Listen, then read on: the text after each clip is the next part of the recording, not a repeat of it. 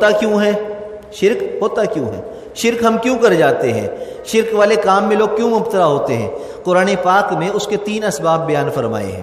سب سے پہلا سبب آباء و اجداد کی اندھی تقلید، اپنے بڑوں کی اندھی تقلید، یہ شرک کا سبب ہے۔ اور یہ صرف یہ قرآن پاک میں موجود ہے۔ حضرت شعیب علیہ السلام کا واقعہ، حضرت ہود علیہ السلام، صالح علیہ السلام، حضرت ابراہیم علیہ السلام، موسیٰ علیہ السلام، شعیب، تمام انبیاء کے واقعات کے اندر آیاتوں میں یہ بات موجود ہے کہ ان کی قوم والے ان نبیوں پر ایمان اس لیے نہیں لائے کہ وہ اپنے بڑوں کی اتباع کرتے تھے، اپنے آباء و اجداد کی اتباع کرتے تھے۔ وہ کہتے تھے کہ ہمارے بڑے جو کرتے تھے ہم وہی کر رہے ہیں۔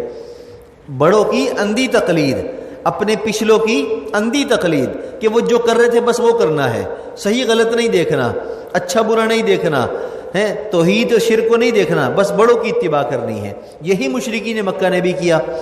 کیا کیا مشرکین مکہ نے؟ جب نبی کریم صلی اللہ علیہ وسلم نے فرمایا لا الہ الا اللہ پڑھ لو کامیاب ہو جاؤ گے، تو انہوں نے کہا کہ اتنے سارے بتوں کو ہم چھوڑ دیں، صرف ایک رب کو مان لیں، یہ کیسے ہو سکتا ہے؟ اور آپ جس رب کی بات کرتے ہیں اس کو تو ہم مانتے ہیں، اس کو تو ہم مانتے ہیں، ہم جبھی تو طواف کرتے ہیں، ہم حاجیوں کو حج کرتے ہیں، ہم حاجیوں کو پانی پلاتے ہیں، حاجیوں کی خدمت کرتے ہیں، ہم اس رب کو مانتے ہیں جس کا آپ ہمیں دعوت دے رہے ہو، لیکن اس رب تک پہنچنے کے لیے ہم نے ان تمام بتوں کو اپنے پاس رکھا ہوا ہے، ان تمام بتوں کو بھی ہم معبود سمجھتے ہیں، یہ ان کو ہم راستہ سمجھتے ہیں۔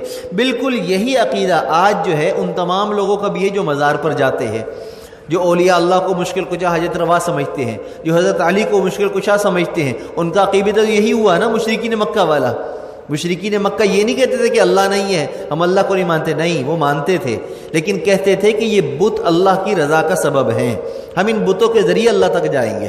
تو آج بھی ہم مزار والوں کے ذریعے اللہ تک جائیں گے، ہم جو ہے حضرت علی کے ذریعے اللہ تک جائیں گے، ہم جو ہے نا شاہ عبد القادر جیلانی کے ذریعے اللہ تک جائیں گے، ہم کڑا پہن کر اللہ کی طرف جائیں گے، ہم ڈوریاں باندھ کر اللہ کی طرف جائیں گے، ہم نظر و نیاز کر کے اللہ کی طرف پہنچیں گے۔ نہیں بھائی، نظر و نیاز صرف اللہ کی ہے، ہاں، سجدہ صرف اللہ کو ہے، عبادت صرف اللہ کی ہے، ہر چیز اللہ کے لیے ہے اور اللہ کے محبوب کے طریقے والی ہے۔ بس اس طریقے سے ہٹ کر جو کام بھی ہے وہ شرک ہے یا بدعت ہے یا رسم ہے، دین نہیں ہے، دین نہیں ہے۔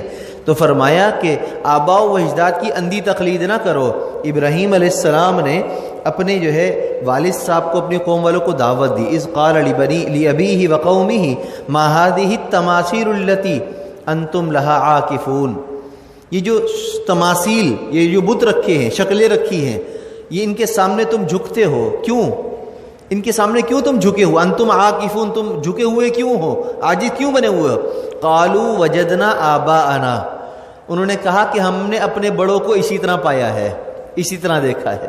اب بتائیے ذرا، آج کہو بھئی تعزیہ کیوں نکال رہے ہو؟ تعزیہ تو سنی نکالتے ہیں نا محرم میں، تعزیہ کیوں نکالتے؟ کہتے ہیں اپنے بڑوں کو ہم نے ایسے ہی دیکھا ہے، وہ بھی نکالتے تھے ہم بھی نکالیں گے۔ بھئی آپ جو ہے رجب میں کنڈے کیوں بناتے ہو؟ اس لیے کہ ہمارے بنتے آ رہے ہیں، خاندان میں بنتے ہیں، سب بناتے ہیں، بس پورے خاندان میں ہر گھر میں مر رہے ہیں، ہم چھوڑ دیں؟ یہ کیسے ہو سکتا ہے؟ ہم خاندان سے کٹ جائیں کیا؟ ہم ان کو چھوڑ دیں کیا؟ ہماری شادیوں میں کوئی نہیں آئے گا، ہمارے کوئی فوجی ہو گئی، کوئی ہمارے گھر نہیں آئے گا، یہ عذر ہوتا ہے۔ تو بھئی یہ شرعن عذر نہیں ہے۔ اگر یہ عذر شرعن ہوتے تو نبی کریم صلی اللہ علیہ وسلم اہل مکہ کو توحید کی دعوت نہ دیتے، ان کی باتوں کو قبول کر کے توحید کی دعوت دیتے، لیکن آپ نے ان کی باتوں کو قبول نہیں کیا، اپنی توحید کی دعوت دی۔ تو فرمایا کہ سب سے پہلا سبب شرک کا کیا ہے؟ آباء و اجداد کی اندھی تقلید۔ دوسری چیز فرمایا جہالت، پتہ نہیں ہے، پتہ ہی نہیں ہے، کیوں کر رہے ہیں پتہ نہیں، بس ایسے ہی کر رہے ہیں، وہ کر رہے ہیں تو ہم بھی کر رہے ہیں، یہ کر رہے ہیں تو ہم بھی کر رہے ہیں، جہالت ہے، معلوم ہی نہیں ہے۔ بہت بڑا طبقہ اس وقت صرف رسموں میں اور شرک کے کاموں میں مبتلا اس لیے ہے کہ اس کو پتہ ہی نہیں ہے کہ وہ کر کیوں رہا ہے، کہاں سے آیا ہے، بس کر رہے ہیں، سب کر رہے ہیں، ہم بھی کر رہے ہیں، اس نے جھنڈیاں لگائی ہم نے بھی لگا دی، اس نے حلیم پکائی ہم نے بھی پکا لی، کیوں کر رہے ہیں؟ پتہ نہیں ہے بھائی، پتہ نہیں ہے۔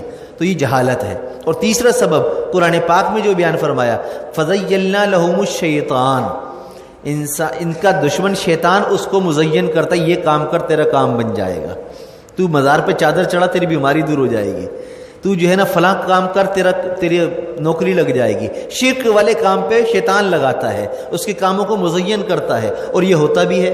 مثال کے طور پر نئی گاڑی خرید لی، بھائی کتنے کی گاڑی ہے؟ 40 لاکھ کی گاڑی ہے۔ اب 40 لاکھ کی گاڑی لے کر اس پہ ایک جوتا لٹکا دیا، کیا لٹکا دیا؟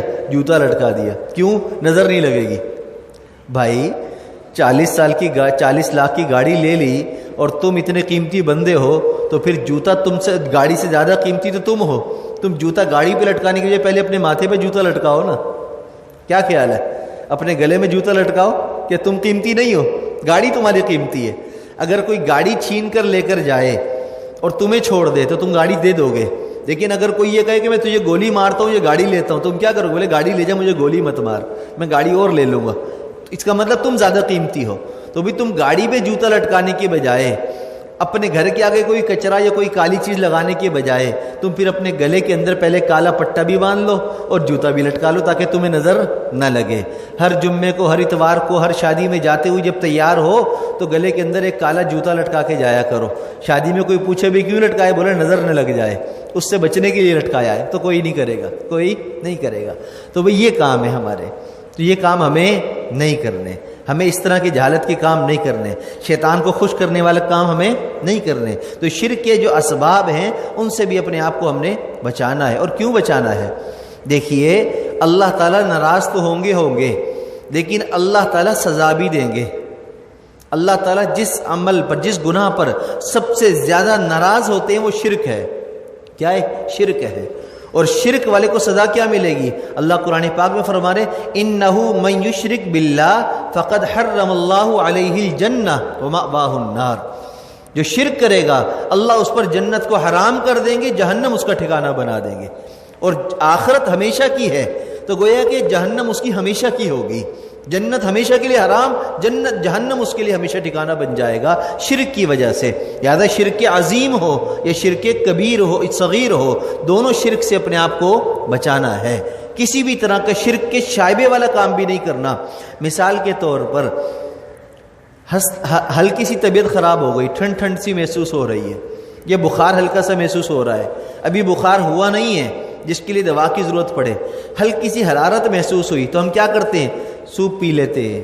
ہم جو ہے نا کوئی گرم چیز استعمال کرتے تاکہ بخار نہ چڑھے، احتیاط کرتے ہیں نا، ہم پہلے سے اس سے بچنے کی کوشش کرتے ہیں.